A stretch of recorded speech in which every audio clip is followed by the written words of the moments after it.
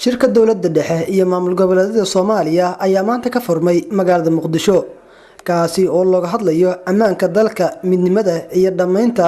khilaafka siyaasadeed ee xukuumadda iyo dowlad goboleedyada Soomaaliya kaasi oo ka dhashay khilaafkii wadamada qaliijka oo Soomaaliya ay ka qaadatay mowqif dhexdhexaadnimo.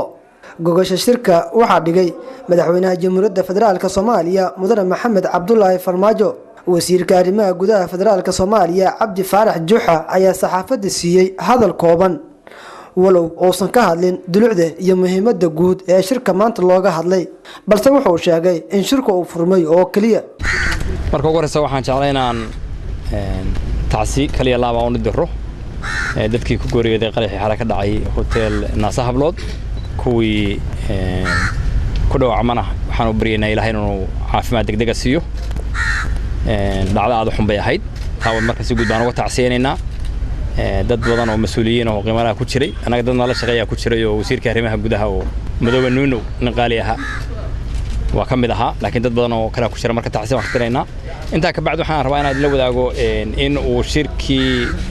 dowladda federaalka iyo dowlad goboleedyada ee la sugayay ee madaxweynuhu uu ku marti qaaday 28 bishan Oktoobar inuu ka dhaco magaalada Muqdisho